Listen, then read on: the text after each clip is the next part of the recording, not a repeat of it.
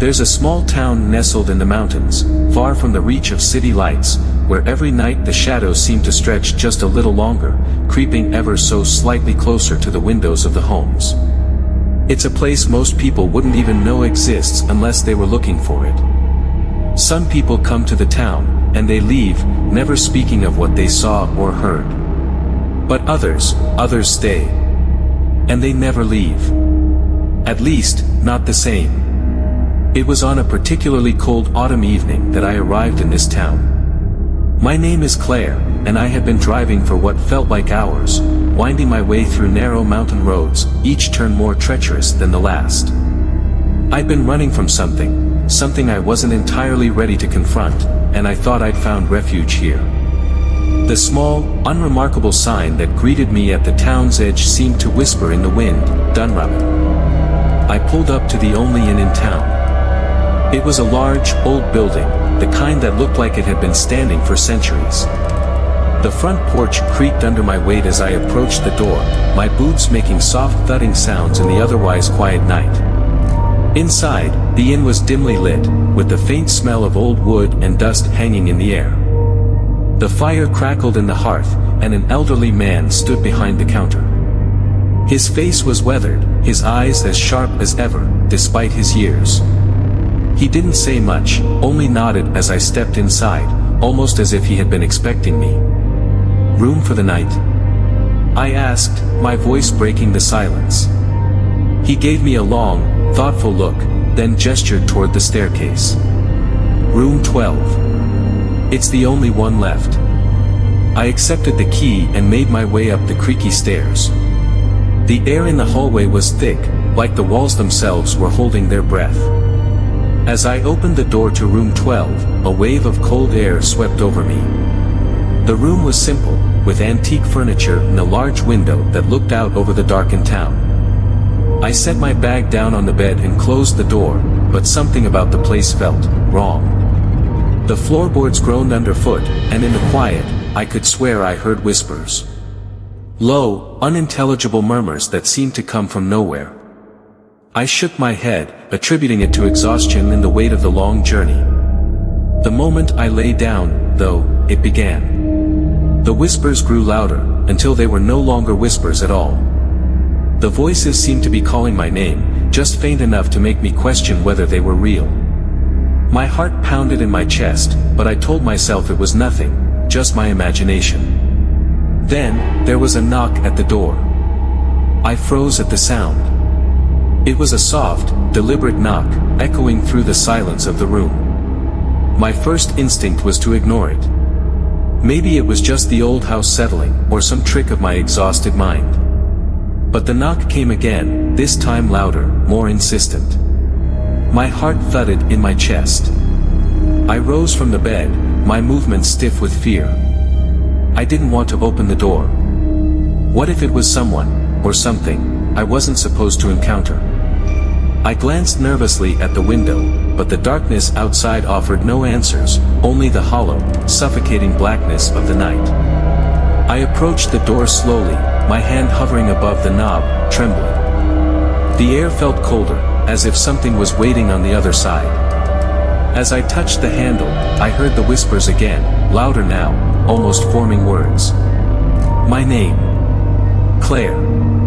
I recoiled. Who could it be? Who knew my name? I opened the door. No one. Just the narrow hallway, dimly lit by a flickering light at the far end. The smell of something, stale. I peered out, straining to see anything that might explain the strange disturbance. But the hallway was empty, devoid of life. A part of me wanted to close the door and pretend I hadn't heard anything. But the other part, the part that had grown more and more uneasy since I arrived, urged me forward. I stepped out into the hallway, my footsteps muffled by the thick carpet. The whispers were gone now, replaced by an overwhelming silence. I made my way down the hallway, each step feeling heavier than the last. At the end of the hall, the stairs descended into the lobby, where the elderly innkeeper still stood behind the counter, as though nothing had changed. But something had changed. As I descended the stairs, I felt a strange weight settle over me. The air in the lobby was thick, like a storm was about to break. The innkeeper didn't look at me when I approached the counter, but I could sense that he was aware of my presence, as if he were waiting for me to speak. I hesitated for a moment, trying to gather my thoughts. My mouth was dry, and I had the strangest sensation that I wasn't entirely alone, that I was being watched from somewhere just beyond my sight. I heard something, I finally managed to say, my voice trembling despite myself. Whispers, a knock at my door. The innkeeper's gaze shifted toward me, his eyes narrowing just slightly. Then, without a word, he reached under the counter and pulled out a small, worn book. He slid it across the surface to me. "Read this," he said quietly. "It'll explain what you've heard." I picked up the book, feeling its weight in my hands. It was old, the leather cover cracked and faded. The pages, too, were yellowed and brittle with age. I opened it to the first page. In the town of Dunrobin, there is a legend, one whispered only in the dead of night when the wind howls through the trees and the moon hangs low in the sky. It speaks of the shadows, beings not entirely of this world, who lurk in the spaces between the living and the dead. They are drawn to those who seek refuge, who come to the town with unsettled hearts, for these shadows feed on fear, on confusion, on loneliness. They whisper, they knock, they call out by name, and those who hear them, are never the same. The book's text was simple, its language archaic, but the meaning was clear. The shadows of Dunrobin were real. And they had found me. My breath caught in my throat. Is this why people come here?" I asked, my voice barely a whisper. The innkeeper nodded solemnly. "Those who hear the whispers, they stay. They become part of the town. But they are never truly alive again." I felt a cold shiver run down my spine. "What happens to them?" "They fade," he said, his voice almost lost in the crackling sound of the fire. "They become like the others. Nothing more than hollow shells, wandering the town, their faces empty, their eyes, lost." I stumbled back, my mind racing. What was I doing here? Why had I come to this place? The whispers had only just started, but now that I knew what they were, I feared they would never stop. The innkeeper's words echoed in my mind like a chant, they never leave, they become part of the town. I wanted to run. I wanted to leave the inn, the town, the mountains. But something held me there. Something I couldn't explain. The whispers had found me, yes, but they also seemed to be pulling me deeper into the mystery of Dunrobin, deeper into its tangled web of secrets. I looked back at the innkeeper, but his expression had changed. It was no longer the weary, disinterested face of an old man. Now, his eyes held a strange, knowing glint, as though he understood exactly what was happening to me. "You'll hear them tonight," he said, his voice a low murmur. "They'll call to you again. It's your choice now. Stay, or leave. But once you hear them again, there is no turning back." I felt the weight of his words pressing on my chest, like a stone. I wanted to scream. To demand answers. But instead, I nodded, wordlessly retreating back to my room. I slammed the door behind me as I entered the room, the feeling of dread pressing against my chest. I locked the door, as though that small gesture might somehow keep the horrors at bay.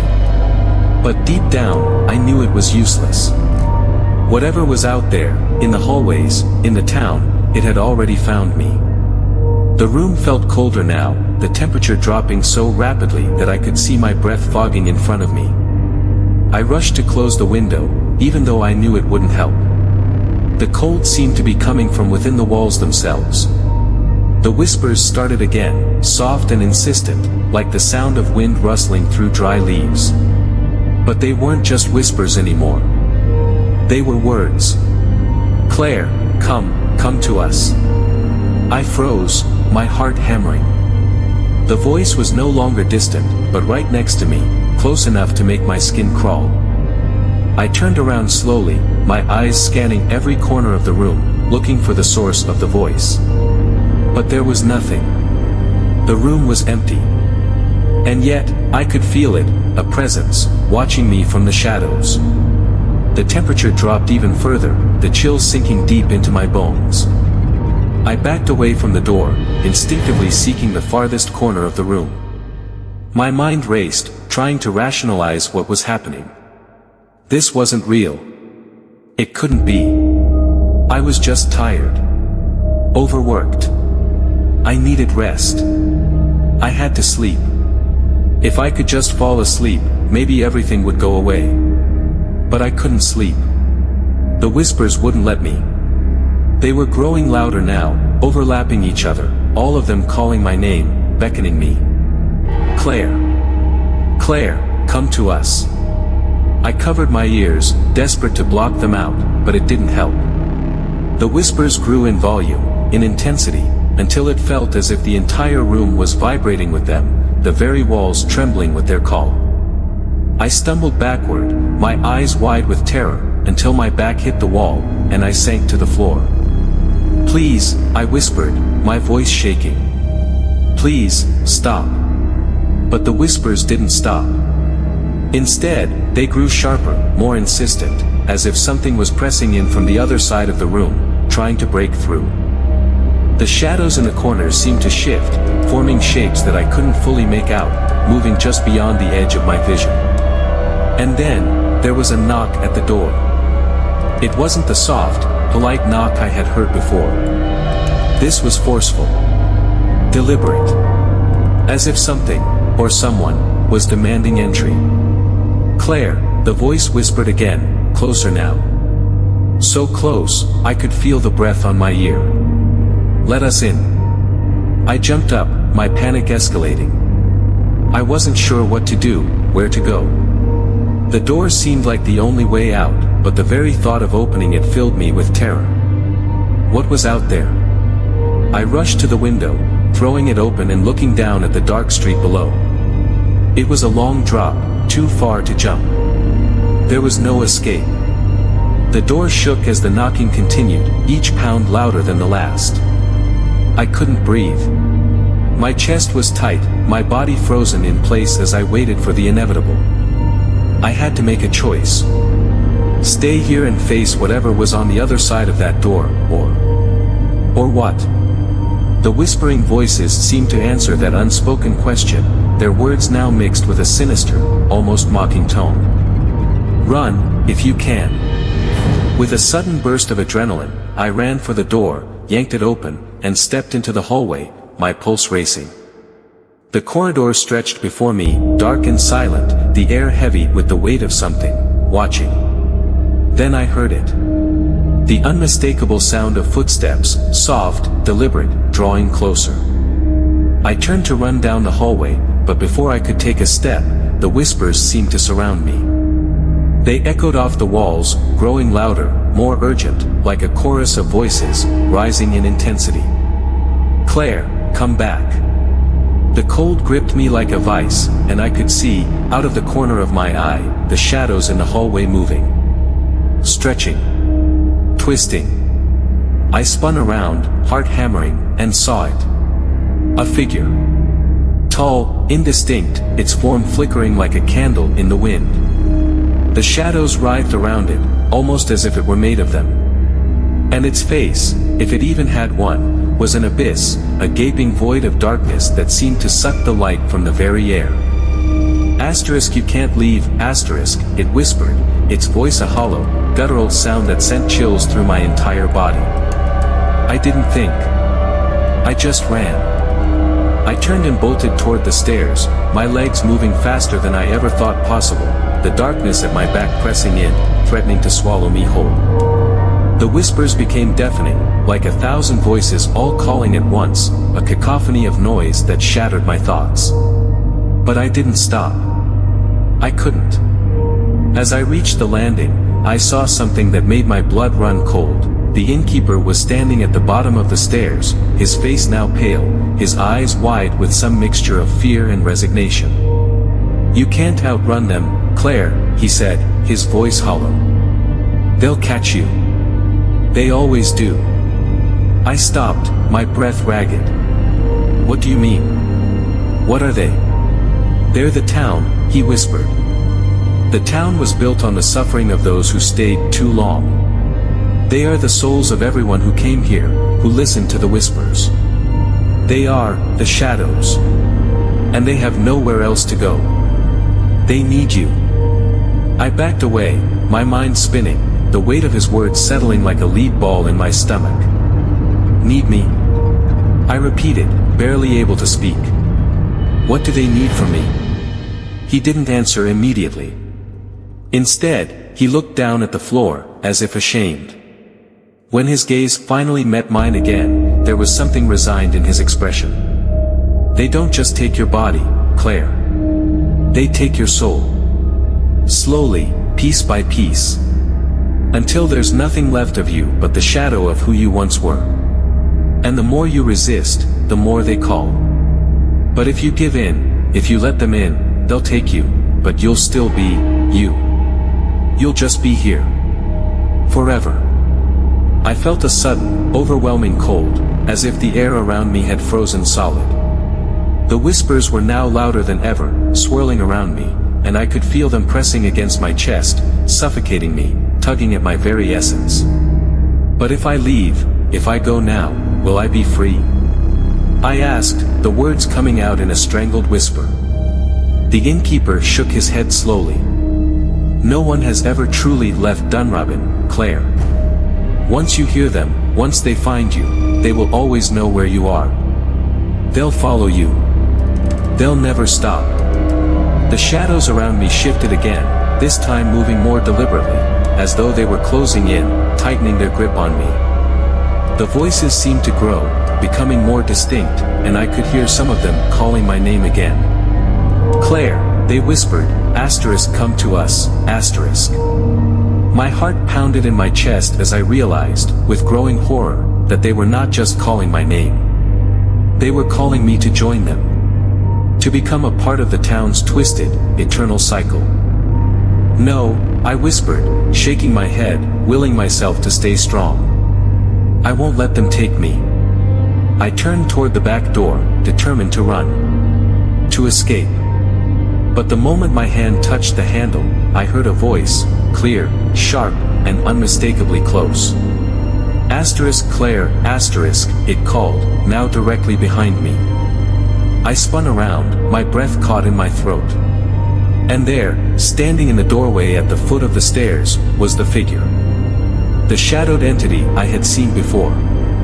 It loomed over me, a dark silhouette against the dim light, its face still a black void. But now, I could hear it clearly, its voice stronger, more commanding than anything I had ever heard. "You can't run," it said. "You can't hide." I staggered back, panic threatening to overwhelm me. I turned, ready to bolt toward the back door, but the innkeeper stepped in front of me, blocking my escape. His eyes were wide with fear, but there was something else in them now, something empty. "No one leaves, Claire," he said softly, his voice almost lost in the overwhelming chorus of whispers. "Not without becoming part of the town." The shadows seemed to surge forward, their tendrils reaching for me, pulling at my limbs as if to drag me into their fold. I tried to scream, to fight, but it was like trying to fight against the tide. I couldn't escape. The darkness was closing in, swallowing the light, and I could feel it, their pull, their need, dragging me toward the very thing I feared most. But then, just as the shadows seemed to envelop me, I heard something else. A voice, familiar and comforting, rising above the chaos of the whispers. It was a voice from the past, one I hadn't heard in years, but it was unmistakable. Claire. It was my mother's voice. Soft, gentle, and full of love. Asterisk Mom, asterisk, I gasped, turning toward the voice, desperate for something to hold on to. The shadows hesitated for a moment. They seemed to shrink back, just slightly, as if unsure of what to make of my response. My mother's voice came again, clearer now, calling to me from somewhere in the distance. Claire, it's time to come home. I looked at the innkeeper, his face now twisted with a look of horror. "Don't listen to it," he shouted, his voice breaking. "It's them, they'll use her voice to lure you in.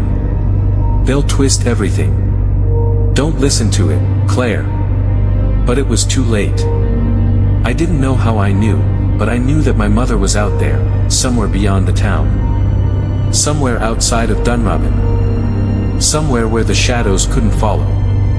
Without thinking, I turned and rushed toward the back door, shoving past the innkeeper. The moment my hand gripped the door handle, I heard the voices behind me, screaming, crying out in desperation, but I didn't look back. I didn't dare. I wrenched open the door and stumbled out into the night. The cold air hit me like a slap in the face, and for the first time in what felt like forever, I could breathe. The whispers faded, their voices growing more distant with every step I took away from the inn. The town of Dunrobin loomed behind me, dark and silent, like a place frozen in time. The streets were empty. No one was there. Just the shadows, lingering at the edges of my vision, watching me leave. I didn't stop running until I reached the forest at the edge of town, and even then, I only paused to take in a shuddering breath, still hearing the echoes of those voices in my mind. But when I looked back, the town was gone. There was no sign of the inn, the streets, the figures in the shadows. Just the forest. And the silence. I don't know if I'll ever truly escape.